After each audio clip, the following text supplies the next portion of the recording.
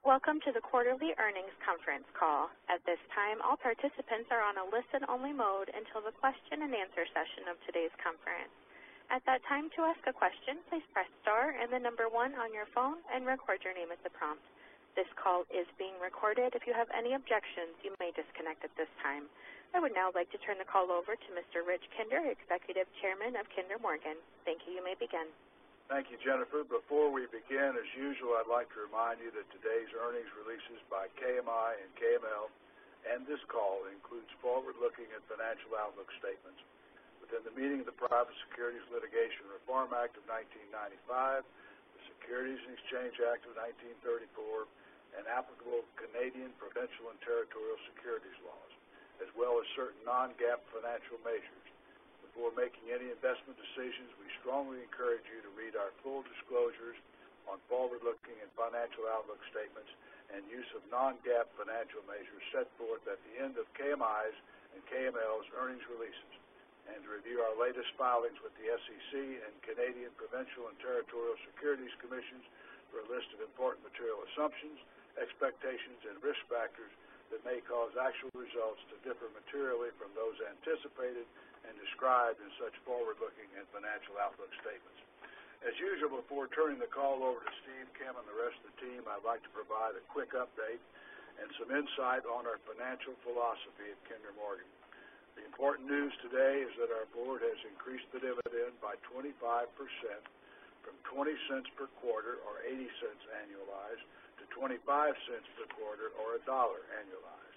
Now, this is consistent with our intention, which we announced in mid-2017, to increase the dividend to 80 cents in 2018, to $1 in 2019, and to $1.25 in 2020.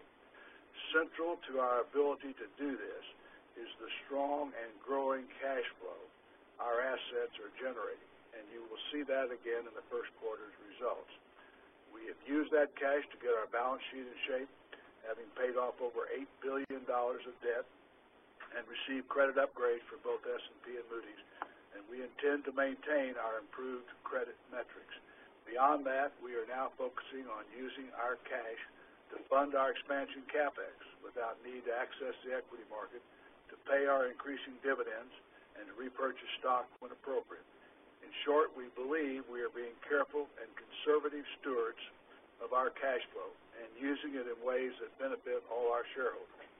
You should expect no less of us and should be reassured by the fact that the management and board of KMI are significant shareholders. Steve?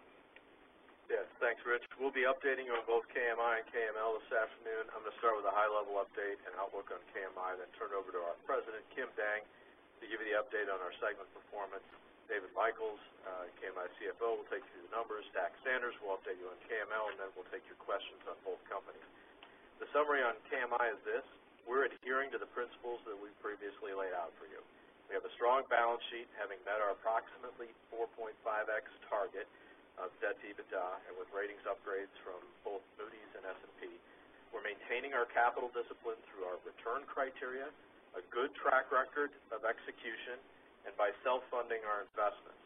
We are returning value to shareholders with the 25% dividend increase announced today, and we continue to find attractive growth opportunities with a net add of $400 million to our backlog during the quarter.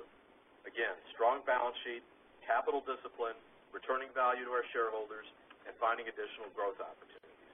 Those are the principles we operate by. Here are a few updates on some of the key projects. First, our Permian natural gas pipeline projects. Our customers are anxious to have us get their gas out of the Permian so that they can also get their oil and NGLs out. We have two projects to get the gas out, Gulf Coast Express and Permian Highway. Each are about 2 BCF a day of capacity. Both are secured by long-term contracts, and both are in execution stage. GCX is scheduled to be in service in October of this year, with Permian Highway following a year later. Both projects are on schedule. Both projects are at attractive returns, which we expect to realize, and both projects bring us additional opportunities in our downstream pipelines. Combined, they bring 4 BCF a day of incremental gas to a system that moves about 5 BCF a day today.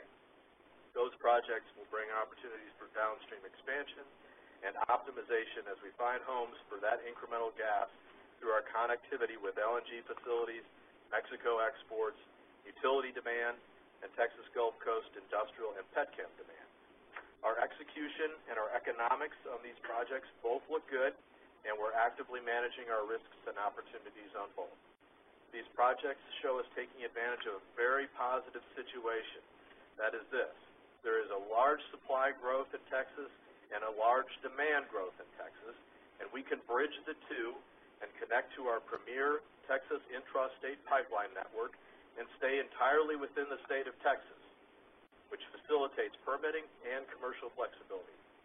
As we pointed out at the conference in January of this year, 70% of the demand growth between now and 2030 is projected to be in Louisiana and Texas, largely due to LNG, and our systems are well positioned to benefit from that. Also, it's worth noting that now 70% of our backlog is natural gas, and 56% of that is in our midstream group, where market-based rates in terms of service prevail.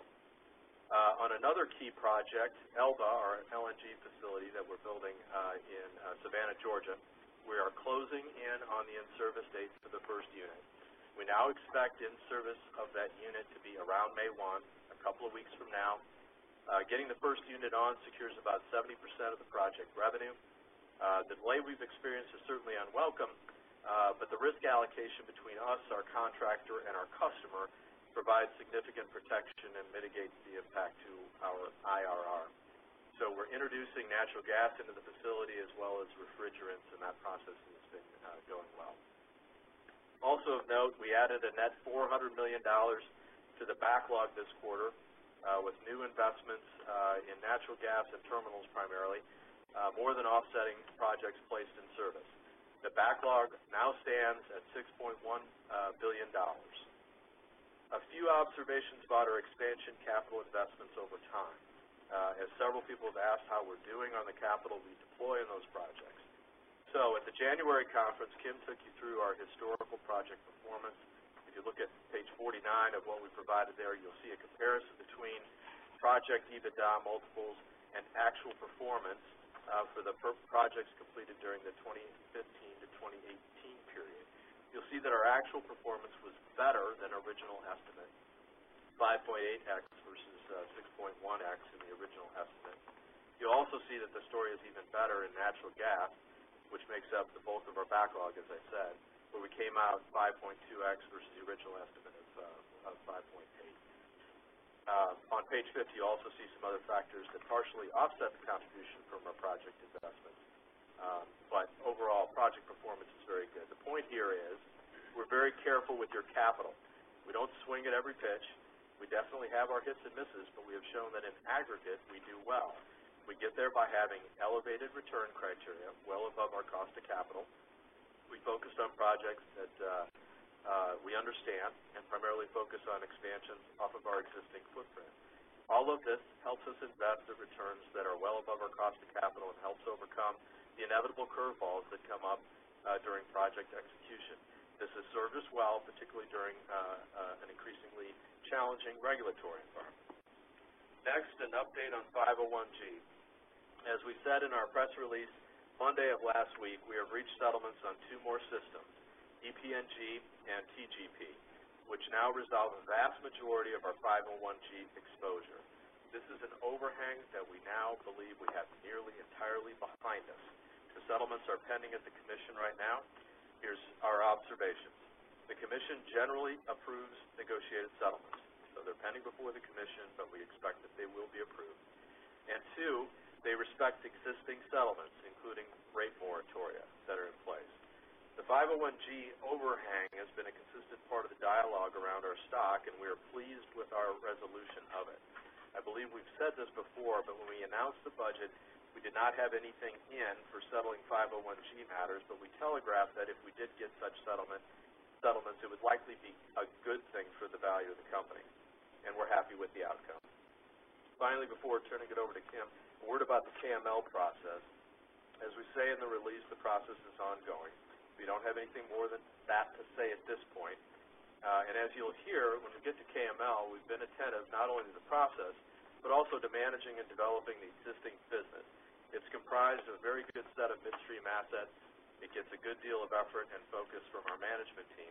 But what I want to say from a KMI investor standpoint is that you need to keep in mind that while our process gets a lot of attention, KML makes up about 2% of KMI EBITDA on a consolidated basis. So just to put it in perspective for KMI.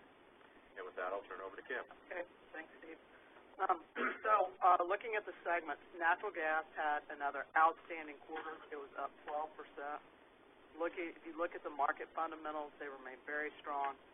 For 2019, lower 48 natural gas demand is expected to increase by 5.5 BCF to approximately 95 BCF a day. And the lower 48 production is expected to increase by 7.5 BCF a day.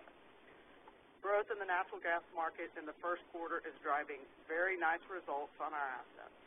Transport volumes on our transmission pipes increased approximately 4.55 BCF a day, or 14%. This is the 5th quarter in a row in which volumes have exceeded the comparable prior period by 10% or more. If you look on the demand side, deliveries to LNG facilities off of our pipes were almost 1.5 BCF a day in the quarter. That's an increase of approximately 900 million cubic feet a day versus the first quarter of 2018. Power demand on our system for the quarter was down slightly, primarily due to warmer weather. Exports to Mexico were up 183 million cubic feet to 3.2 BCF a day, which is a 6% increase versus the first quarter of 2018.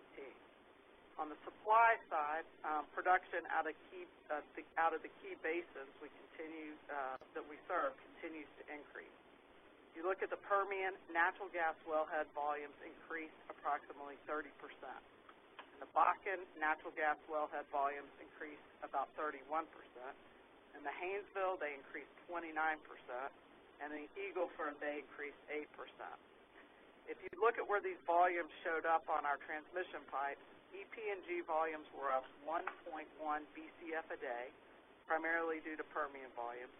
WIG volumes were up 900 million cubic feet a day, and CIG volumes were up approximately 550 a day, both due to growth in the DJ Basin.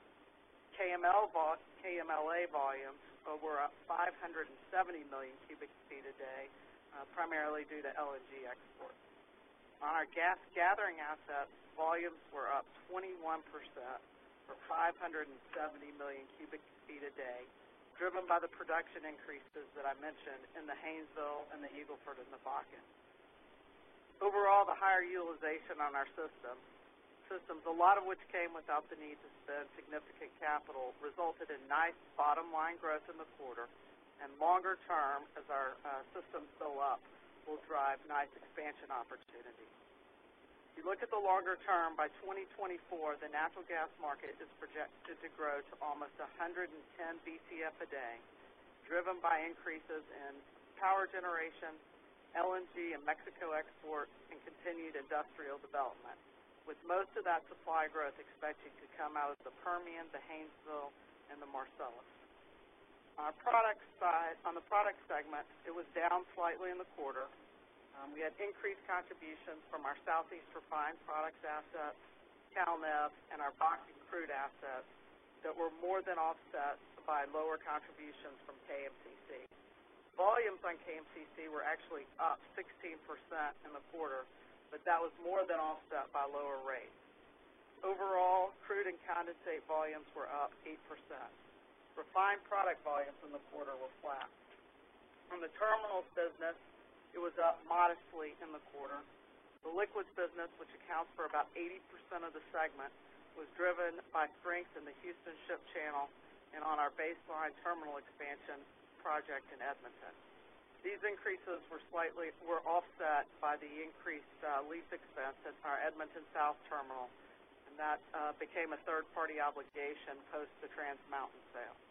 We added 1.4 million barrels of tankage versus the first quarter of 2018 due to the Baseline project coming online, bringing our total leasable capacity to almost 92 million barrels. The bulk business in our terminal segment was roughly flat. Our CO2 segment was down in the quarter, and that was primarily due to lower crude and NGL prices, but also to slightly lower oil production volumes. Our net realized crude oil price was down about $11 per barrel, and NGL prices were down about $4 per barrel. Net crude oil production was down approximately 1,200 barrels a day, or 3%, due to lower production at Cass and Goldsmith. Cass and Goldsmith are two of our smaller fields and account for roughly 10% of our overall production. In these fields, since we're not implementing new development projects, we would expect a continued decline over time. On the other hand, at SACROC, which is our largest field and accounts for well over 60% of our production, we continue to find attractive projects. The CO2 sales and transport business was up slightly in the quarter due to about 5% higher CO2 volumes. CO2 prices were essentially flat. And that's it for the segment overview, and I'll turn it over to David. Thanks, Kim. So today we're declaring a dividend of 25 cents per share, up from 20 cents per share last quarter, and in line with our budget to declare $1 per share for the full year 2019. As Rich mentioned, this would be a 25% increase over 80 cents per share declared for 2018. KMI had a good quarter. We grew significantly from last year's first quarter, and we overcame a number of items to end the quarter in line with our budget. We generated DCF per share of 60 cents, which is 2.4 times our declared dividend, or over $800 million in excess of that dividend. Additionally, as the press release points out, for the full year 2019, we forecast our DCF to be on budget, and that is even after incorporating the approximately $50 million impact from our announced FERC 501G settlement. So, very nice overall performance from our underlying business. Turning to the earnings page, revenues were in line with the first quarter 2018, but operating income was higher due to lower quarter-over-quarter costs. Net income available to common stockholders for the quarter was $556 million, which is a 15% increase from the first quarter of last year. That includes the benefit of 0 preferred dividend payments, down from $39 million we paid last year in the quarter as a result of the conversion of our preferred equity securities in October of last year. Adjusted earnings per share was 25 cents, up 3 cents, or 14% from the prior period. Very nice growth there. Moving on to distributable cash flow. We believe distributable cash flow is a good reflection of our cash earnings, and it was 60 cents per share for the quarter, up 4 cents or 7% from Q1 of 2018. Natural gas segment was the largest driver of that growth, up $127 million or 12%. As has been the consistent theme for that segment recently, it benefited on multiple fronts. TGP benefited from multiple expansion projects placed in service in 2018. EPNG was up, driven by Permian supply growth, more than offsetting the unfavorable impact from the FERC 501G settlement in the quarter. Texas and Louisiana gathering and processing assets were up, driven by increased volumes from the Haynesville and Eagle Ford basins. Kinder Morgan Louisiana Pipeline was up due to the Sabine Pass expansion. Our product segment was down $4 million. Our terminal segment was up $2 million. Our CO2 segment was down $48 million, or 20%, and Kim covered the drivers behind those segments' performance for the quarter. Kinder Morgan Canada was down $46 million from Q1 2018 as a result of the sale of our Trans Mountain asset. Our G&A expense was lower by $6 million due to greater amounts of costs capitalized to growth projects, as well as lower G&A resulting from the Trans Mountain sale. Those items were partially offset by higher pension expenses in the quarter. Those pension expenses are non-cash and are backed out of our DCF metric and replaced with actual cash contributions. Excluding the higher pension costs, G&A would have been $16 million lower than Q1 2018. Interest expense was $14 million lower, driven by lower debt balance and lower average rate on our bonds, as well as greater interest capitalized to our growth projects. That was partially offset by higher LIBOR rates which impacted the interest rate swaps which settled in the quarter. Preferred stock dividends were down $39 million, as I mentioned before. So total DCF of $1.371 billion was up $124 million, or 10% from the prior period. And to summarize the main changes, greater segment EBITDA of $38 million when you include the NCI change, which relates to the segment, generated from greater natural gas contributions offset by lower contributions from CO2 and KM Canada. $14 million lower interest expense, $16 million lower G&A expenses, excluding the non-cash pension expense, and $39 million lower preferred stock dividends, which gets you to $107 million of the $124 million increase in the quarter. DCF per share of 60 cents was, again, up 4 cents or 7% with the same drivers as total DCF, but inclusive of the incremental shares issued as a result of the preferred stock conversion. Moving on to the balance sheet. Once again, we have two net debt to EBITDA figures listed at the bottom of the table. At year-end 2018, KMI's balance in our adjusted net debt figure included all of the Trans Mountain sales proceeds, and the adjusted net debt figure excludes the portion of those proceeds that was paid to the KML public shareholders in early January. Beyond year-end 2018, there's no difference between the net debt and adjusted net debt figures. We ended the quarter at 4.6 times debt to EBITDA, which is consistent with our budget and slightly higher than year-end 4.5 times. Our end-of-year 2019 leverage is currently forecasted to be 4.6 times, which is slightly unfavorable to our plan of 4.5, but is consistent with our long-term leverage target of approximately 4.5 times. The slightly higher than budget year-end leverage is due to slightly lower than planned EBITDA. The reason EBITDA is forecast to be slightly below budget, but while DCF is expected to be on budget, is because we add back non-cash pension expenses below EBITDA, and EBITDA does not pick up the benefit of our favorable interest expense. Some items to note on the balance sheet changes from year-end. Our cash reduction of $3.1 billion due to $1.3 billion used to pay down KMI bonds maturing in the quarter, $800 million distribution to public KML shareholders, $340 million of Canadian taxes due to the Trans Mountain sale, and almost $300 million of lower revolver and CP borrowings. In other assets, $700 million of the $712 million increase is due to booking a right-to-use asset resulting from a new lease accounting standard. The offsetting liabilities in short-term and long-term liabilities include $647 million, which are in long-term liabilities, which explains most of the increase of the $618 million in other liabilities. In our short-term and long-term debt changes, in short-term, that was mainly due to the payoff of the $1.3 billion of bonds and $700 million of other bonds, which rolled into the short-term category and out of the long-term category. Our adjusted net debt ended the quarter at $34.8 billion, which is an increase of $668 million from year-end. And to reconcile that, we generated $1.371 billion in DCF. We spent approximately $750 million in growth capital and contributions to our joint ventures. We paid approximately $450 million of dividends. We paid $340 million of taxes on our Trans Mountain sale. And we had a working capital use of cash of approximately $500 million. The largest items in that are greater interest payments in the quarter, bonus payments, payroll, and property tax payments. With that, I'll turn it back to you. Okay, now we're going to turn to KML.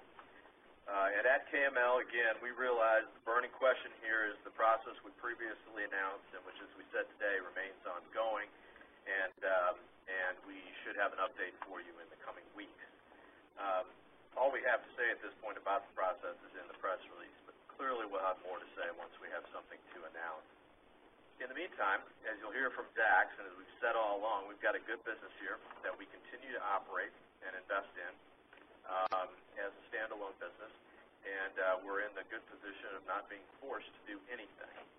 So we'll work through the process, and we'll have, we believe, a conclusion in the coming weeks and let you know more about it at that time.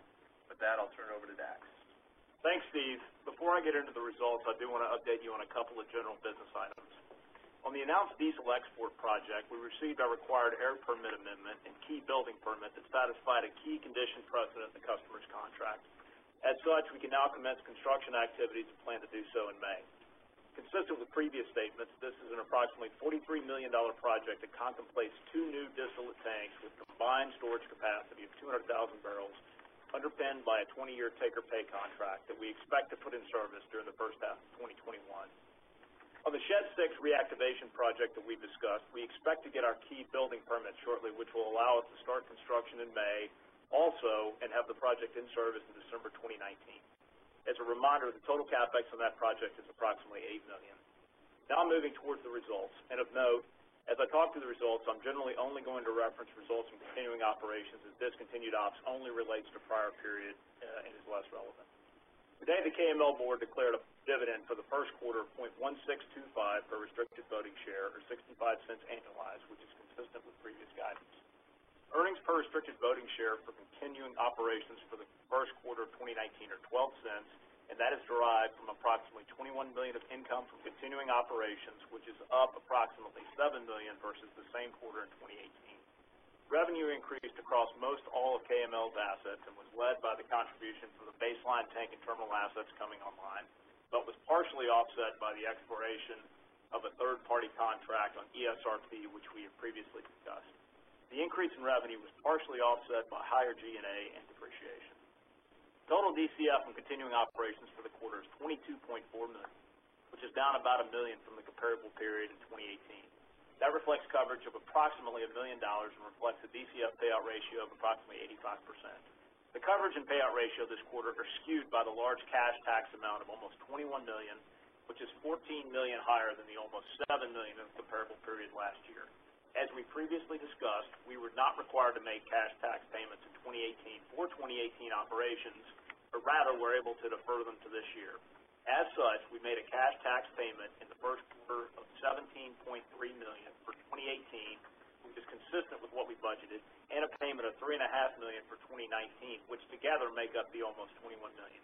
As we sit here today, while we have not finalized the 2018 Canadian return, we believe the tax ultimately owed will be less than the $17.3 million that we budgeted and paid, and that will be able to apply the excess to 2019.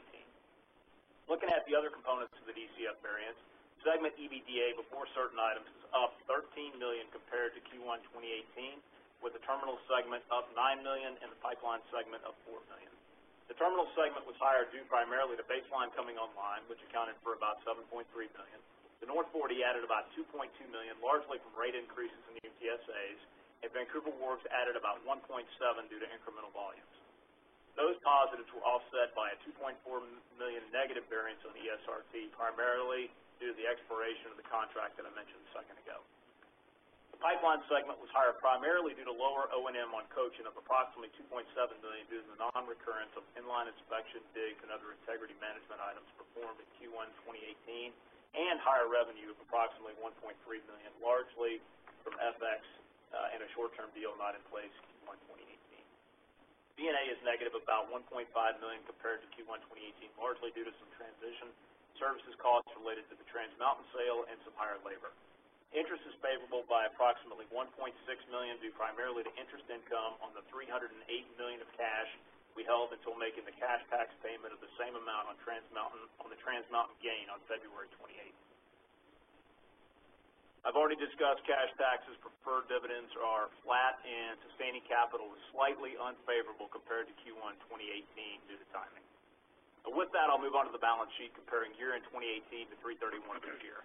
Cash decreased approximately $4.292 billion to approximately $47 million, which is due to $22 million of DCF plus net borrowings of $50 million, offset by $3.977 billion in special distributions, $19 million in common dividends, $37 million paid on the final working capital adjustment on Trans Mountain paid to the government, $13 million of cash paid for expansion capital, $308 million of cash taxes paid on the Trans Mountain gain, and a working capital other use of about $10 million.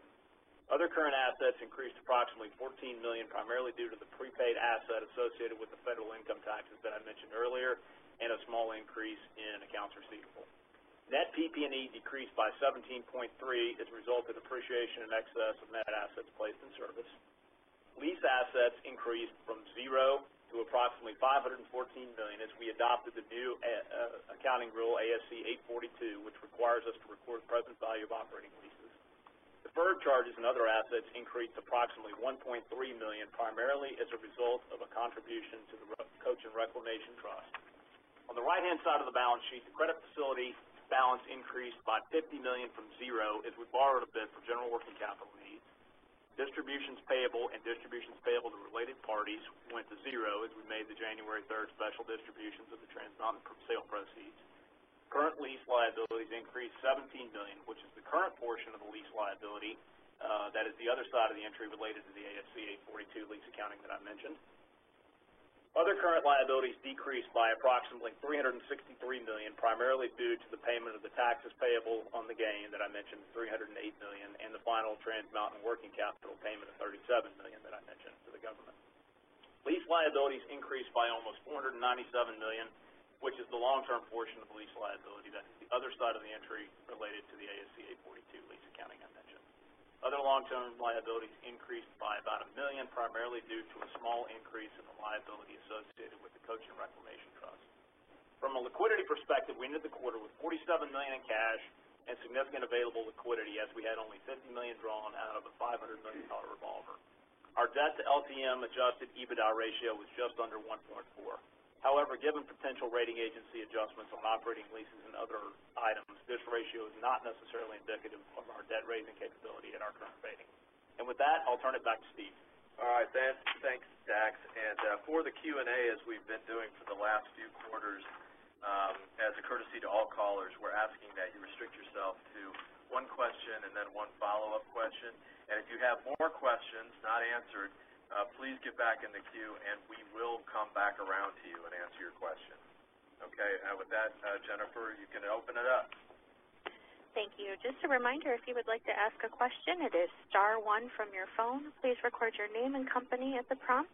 And our first question comes from Shneur Gershuni from UBS. Your line is open. Hi, good afternoon, everyone. Are you able to answer any questions about the KML process, like the order? Does that mean anything? The order? The order in the press release of the three options, is it likelihood of success or preference? I hear you, Shneur. So no, beyond the press release, as would be customary when you're running a process like this, we're just going to run the process and really not comment beyond what we've said publicly in the release. Okay, fair enough. Just a couple of questions here. You're spending $3.1 billion in CapEx this year. You've added $600 million to the backlog. You recently walked from the VLCC port opportunity. Where do you see incremental opportunity to spend CapEx, in the next 18 months, based on, in addition to where you're at right now? And do you have kind of a sense on a zip code of what 2020 would look like? Would it be higher or lower than where you expect 2019 to shake out? On the last, we're again continuing to guide to between $2 and $3 billion, and we won't get to that finally until we do our budget for 2019. But I think to your first question, as we mentioned in talking about what's going on in the Texas market and what's going on in midstream generally, as Kim took you through the numbers there, we continue to see good opportunities in natural gas, which makes up 70% of the backlog. We're seeing some opportunities here and there in refined products, continue to see small or incremental opportunities there. As the year goes on, there's less coming in 2019, and we feel comfortable with kind of what we guided to in terms of discretionary CapEx at the beginning of the year as being where we'll end up with it. But that's where the opportunities are coming from. That's what we expect for 2019, and we're working on 2020 and beyond as we speak, but think the $2 to $3 billion is a reasonable guide. Okay, and there's a follow-up question. Given there seems to be a trend towards refined product exports, is there operating leverage in your terminals and refined product system to be able to benefit around more exports out of the Houston Ship Channel? Or is what we're seeing right now kind of where you're at? Yes, there is. So we have 11 ship docks and 12 barge docks, and we have been growing kind of at an 8% annual year-over-year rate. 8.5% year-over-year over the last 5 years, as John points out. And you won't quite see that in the first quarter because we had some fog. We had some issues in the ship channel associated with the ITC incident, which restricted that. But it's not for a lack of demand to move U.S. refined products to overseas markets. Yeah, and I don't think there's anybody better positioned than we are with the 11 docks there. Right. We have some spare capacity, which is part of your original question. All right, perfect. Thank you very much. Appreciate the color, guys. The next question comes from Colton Bean from Tudor, Pickering, Holt & Company. Your line is open. Afternoon. I just wanted to follow up on the comments on leverage. You've seen some positive action from the ratings agencies, but it does seem like balance sheet has shifted higher on the priority list for the public markets. So could you just provide an update as to how you're looking at the 4.5 times target and whether the strategy around capital allocation has shifted at all? Sure. We think the 4.5 is the right place to be for our particular assets, given the size, the stability of cash flow, the diversity of the businesses that we have, the quality of customers, the dividend coverage. You put all those things together, we actually map higher than BBB flat. And so, and we think that all of those factors with respect to our business is what has made the rating agencies comfortable with the upgrade that they've given us. So we think the 4.5 times, given all of those considerations, is a fine place to be. Okay, perfect. And then, on KMCC, I think you all have noted over the last 2 quarters that you have seen some rate reductions. Can you just update us as to where we stand in terms of the recontracting process there? Yeah, sure. The recontracting process is ongoing, and we do expect to see some additional capacity commitments forthcoming, but granted at lower rates. The other key development for us on KMCC is, and we've kind of set this out as a goal and talked about it some over time, is we want to get that pipe to access Permian barrels. So right now, of course, it primarily is a takeaway for growing Eagle Ford production, but there's a lot of capacity away from the Eagle Ford. So even as it grows, it takes a while to fill that capacity back up, and hence the rate reductions we're experiencing on the base business. But we participated in the Gray Oak expansion. That open season was just extended to April 30. However, we've got some pretty good commitments there and think we're going to be successful in getting Permian barrels attracted to KMCC. And so that'll be a part of our picture going forward as we mitigate and add back some growth to the asset. James? No, that's right. Got it. And just a quick follow-up on that. So you mentioned the Permian barrels. Is there an ability to use that pipe as a logistical backstop for Corpus exports as well? If you had a weather issue in Corpus, could you use that to get barrels up to the Houston market? Yes, and so that's you put your finger right on it. So I think what we're seeing is that, and for good reasons, is that I think customers are looking, particularly in the early periods here, they're looking for an alternative. And there's really no better alternative than the Houston market with the refining base that we have, with the access to the petchem markets and global markets over docks. All of the infrastructure that we and others have in the ship channel makes Houston an attractive market for these barrels. So it's, I'd say, more than a backstop. It's a nice market outlet alternative, a nice market option that we'd expect, to be particularly strong in the early days, but will be around for a long time. Thanks. Leave it there. The next question comes from Tristan Richardson from SunTrust. Your line is open. Hey, good afternoon, guys. Just briefly on the slightly lower EBITDA commentary, should we think of that deviation from budget as purely the incorporation of the 501G settlements you guys talked about last week, or are there some other puts and takes to think about? Go ahead, Kim. There's some other puts and takes in that. You've got the delay on Elba, which is an impact versus the budget. The pension expense that David talked about. which we add back that non-cash pension expense and subtract out the cash contributions for DCF, and that's why you see the difference between the EBITDA and DCF, and then also, impact of slightly lower commodity prices, primarily the NGL price impact on CO2.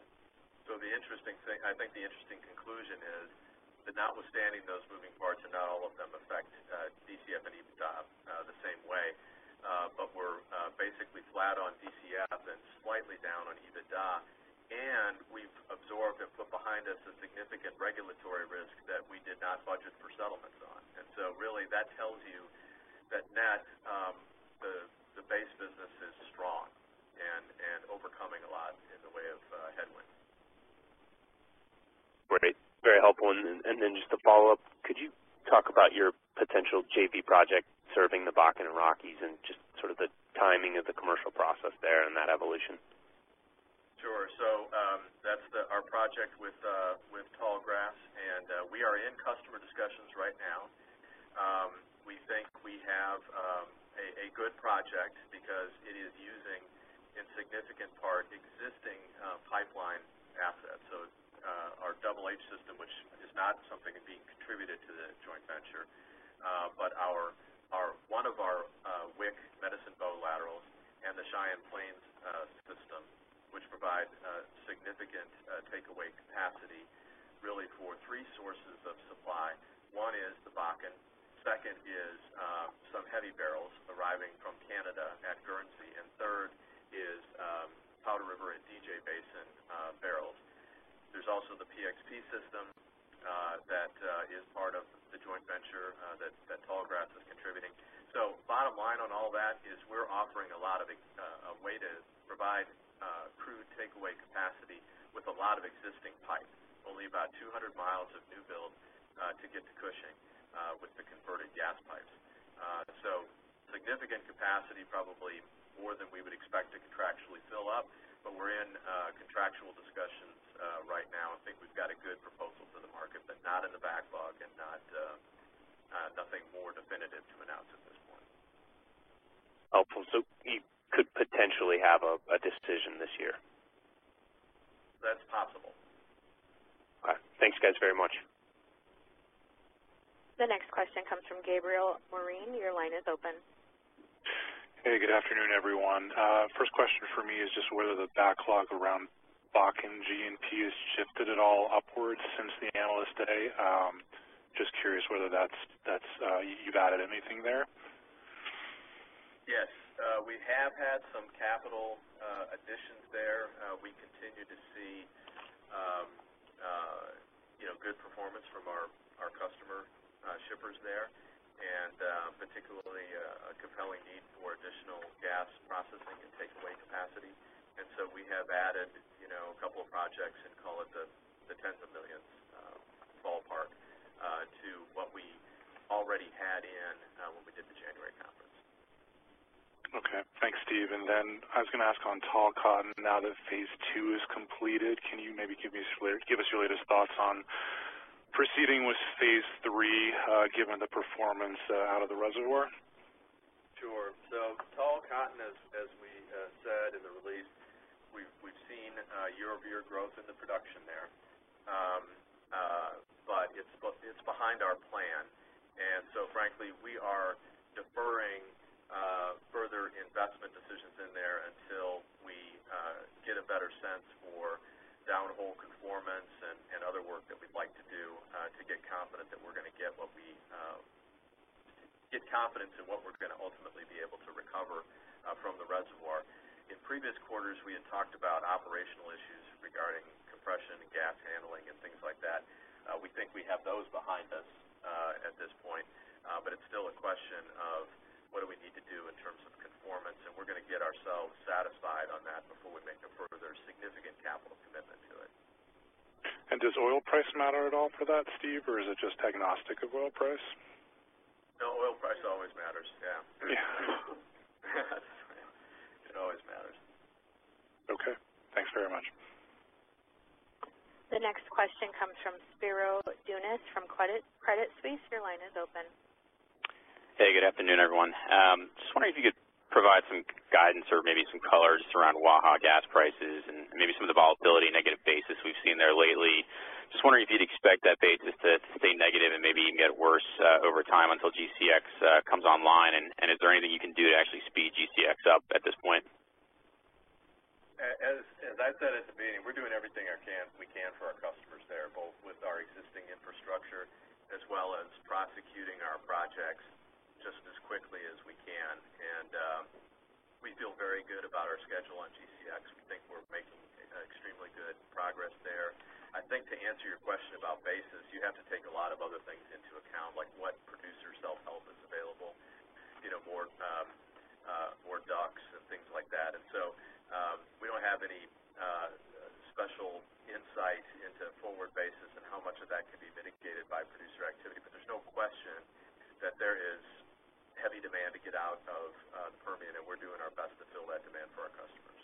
Yeah, and I mean, this is nothing that isn't already out in the rides, but I mean, really two main drivers have caused the real severe negative basis that we've experienced over the last few weeks.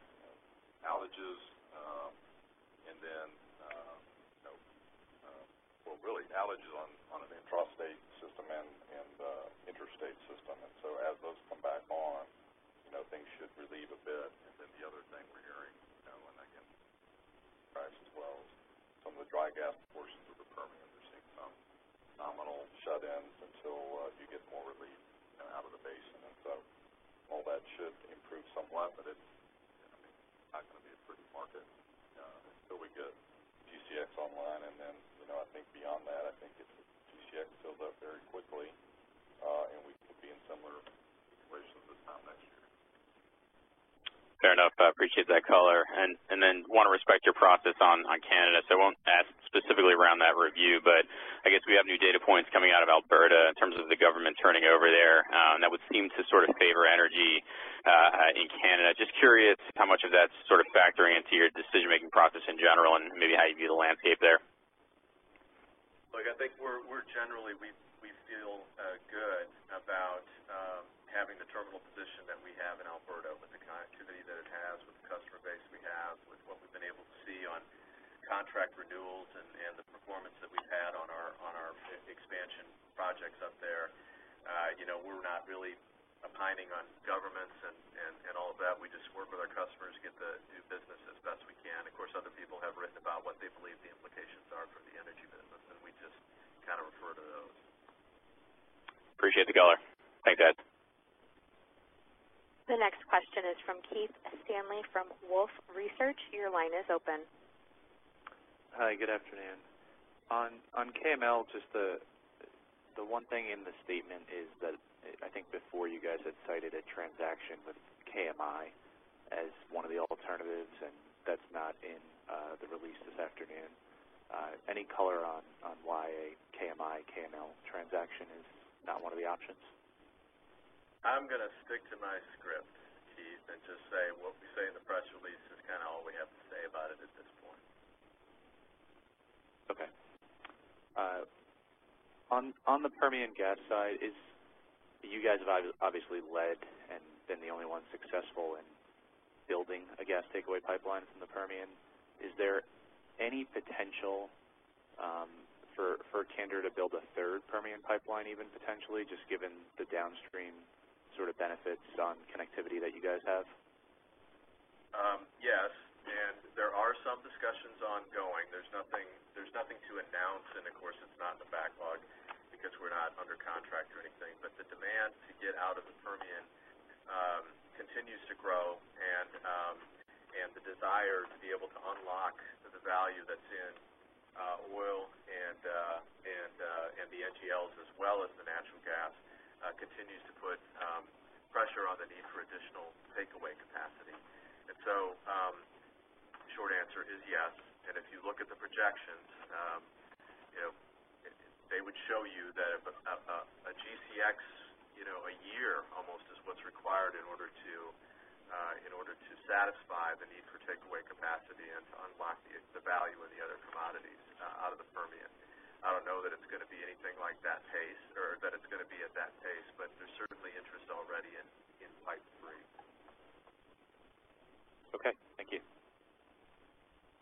next question comes from Dennis Coleman from Bank of America Merrill Lynch. Your line is open. Good afternoon, everyone. Thanks for taking my questions. If I can start maybe a little bit more on GCX. You talk about doing everything you can for your customers. I guess I interpret that as trying to get it online as soon as possible. Some anecdotes out there from different sources that it is well ahead of schedule. I guess maybe the simple question is, how much ahead of schedule might you be able to come on? Could it be, are we talking weeks? Is it months? This is a long pipeline with a lot of compressor stations to commission, meter stations to commission, booster compression to commission, and final testing and backfill, all the things you have to do to get a pipeline. A long linear asset where every inch is a critical path, all that work we have to do. So we're going to leave it at, we're doing well. We're doing well on schedule. We're happy with where we are in the construction process, and we're going to do everything we can to be there for our customers just as fast as we can. But because it's a long linear project with a lot of mechanical parts to it that we've got to get completed, we're not comfortable in projecting some kind of an early in-service date for anything other than the October 1st at this point. Sure, and that's totally fair. I guess maybe a different question is, the revenue turns on when you get FERC approval to put it in service, or I guess no FERC approval here. It's not a FERC pipeline. The contracts go into service when we're able to provide the 2 BCF of capacity that's associated with this pipeline. Okay. My follow-up, sort of more of a blue sky question, I guess. But with the increase in gas production that you're talking about, storage does come to mind, particularly as we push up the volume of LNG that we're exporting. There hasn't been much growth in storage in recent years. There is the old reason of summer-winter arbitrage doesn't exist. Is that something that you'll look at over time, or how do you think about storage as an opportunity, maybe not in the next couple of years, but beyond that as that volume grows? Absolutely. Tom? Yeah, no, I mean, clearly as the market grows volumetrically the way we talked about today, there's going to be a need for more storage over time. And, we and others certainly need commensurate value to expand storage capability beyond what we have today. And so we'll be, watching that. I mean, I guess the one comment I'll make is that although the seasonal values have not really increased, in fact, probably contracted a bit, if you look at it historically, we've certainly seen an increase in extrinsic value, volatility value, which if you look at the components of supply and demand, that makes a lot of sense. And so to the extent, the sum of intrinsic and extrinsic grows and can support future expansion. And obviously customers have come in and stuff behind all that. We'll look at expanding our storage footprint. But we're in a great position with the existing capability we have across all of our markets today to provide storage service, and that's an upside potential for us as the market grows. Great. And would you expect it to be more salt or more sort of single turn stuff? Yeah, I think clearly with volatility being more of the component, and obviously backstopping renewables, I think multi-cycle, high delivery types of storage make the most sense. Which Tom's team has a lot of in Texas, and is facing additional LNG demand coming on, which is very chunky, as well as additional supply coming on, which in this case is chunky with Gulf Coast Express coming on. So having in our Texas intrastate system a significant amount of salt dome storage capability is, we think, an advantage as we see this play out. Great. Thanks very much. The next question comes from Michael Lapides from Goldman Sachs. Your line is open. Hey, guys. Thanks for taking my question. Actually, I had two unrelated ones. One regards connectivity for crude pipeline capacity between Corpus and the Houston Ship Channel and the Houston market. Just curious, are there lots of people concerned about enough pipeline capacity between the two markets relative to the size of export and inbound pipes? Are there opportunities to expand KMCC, or are you looking at that market and seeing what could be congestion down the road as more inbound crude pipelines come online? Okay, so I think that, it's not like there's a lot of pipe going from Corpus to Houston or other way around. Correct. However, Correct. there is pipe that can get to Corpus or can get to Houston. And if you look at Gray Oak, for example, Gray Oak is being built all the way over to, well, it's being built to Freeport too, but also to Corpus ultimately. And it will interconnect with KMCC, which then creates a Houston option. So that creates the kind of connectivity that you're talking about. And as we said in response to your earlier question, we expect that option to Houston to get some pretty good utilization as the things come on. And then, we do have expansion capability on KMCC as well. Right. Same fact, we can grab it and get another 75,000 barrels a day. Got it. Okay. My apologies, having a hard time. I think you said about 75,000 barrels. We can talk offline on that. Then, any change in status or thoughts about kind of the embedded call option that is Gulf LNG in terms of just next steps from here, if any? We're going to continue to work with all of our stakeholders to find the right next steps. We did today get an approval of our EIS from the Commission on the version that we filed earlier, but really there's nothing more to update or report at this point. Got it. Thank you, Steve. Much appreciated. The next question comes from Merrick Zach from Citigroup. Your line is open. Hi, good afternoon. With last week's newly signed presidential executive orders, does this potentially create or renew any opportunities for you to move gas further into the Northeast? Maybe something similar to the Northeast Direct, or maybe not as large, or has not enough changed perhaps on the market demand side for anything to move forward? It's good, but not that good. I think there's a lot. There are a lot of other. It is good. Okay, there does need to be some rationality in the way the delegated authority is handled by the states under the environmental regulations, their permitting authority. So that's a good thing, just generally. But there are a lot of things to work through in the Northeast on getting new pipeline infrastructure in place. And we continue to work on those projects. NED is a very big project, and that's not a very likely resurrection. What we think is that we will find smaller, one-off kind of projects to do, working very closely with our utility customers. And we have one of those that's ongoing right now, and we're working on another.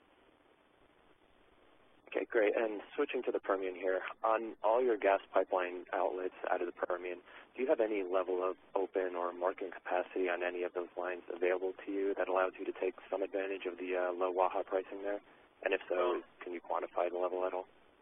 Yeah, I mean, everything that, well, first of all, I mean, we do have takeaway capacity that's existing capacity out of the Permian, and so we do have the opportunity to take advantage of that, provide outlets for our customers, but every nook and cranny is in use. Okay, gotcha. Thank you. By our customers. By our customers. Got it. Thank you. Just a reminder, that is *1 if you would like to ask a question from the phone. And the next question comes from Jeremy Tonet from J.P. Morgan. Your line is open. Hi, good afternoon. Just want to touch base on the environment for building pipelines in Texas and your thoughts on House Bill 991 and if there's any chance of passage there. And just in general, is it getting a little bit more difficult or take a little bit more time to build pipes in Texas? Any thoughts you could provide there? Sure. So, there is, the Texas legislature is in session right now, and so a number of bills are being considered regarding eminent domain and modifying the existing eminent domain process.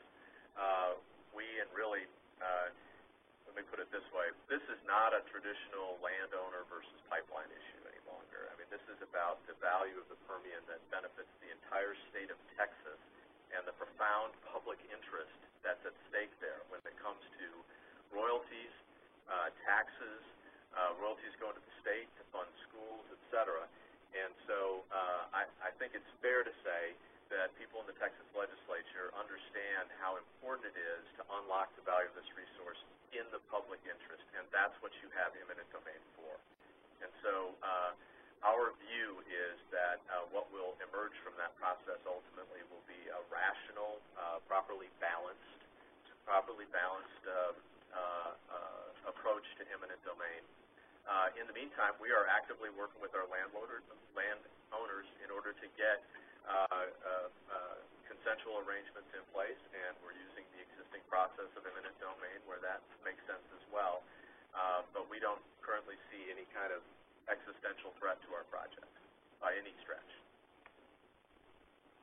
That's helpful. Thanks for that. I'm supposing you might not give a lot of color here, but just trying to put your comments together as far as the impact to EBITDA guidance here. And is 50 to 150 million of impact, is that kind of bookend what we're looking at here? Is this a right zip code, or am I off in left field? We're just going to stick with the slightly down and what that implies. It's not a material amount. Gotcha. One last one, if I could. IMO 2020, just wondering if that's any impact that you guys are seeing with regards to your storage position, any benefits that you guys see out, in the different storage areas outside of Houston? Yeah, John Schlosser from our terminals group. Yeah, it's a very small amount of our business. It's less than 3%, and it's under long-term agreement, most of it here at our Bosco facility.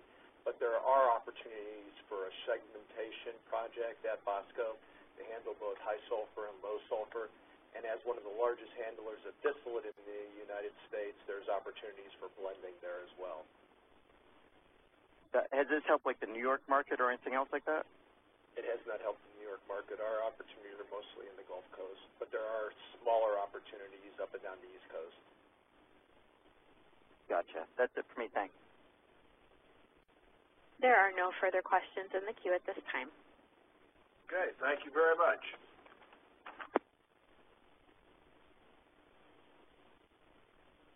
Is that it? That does conclude today's call. Thank you for participating. You may disconnect at this time.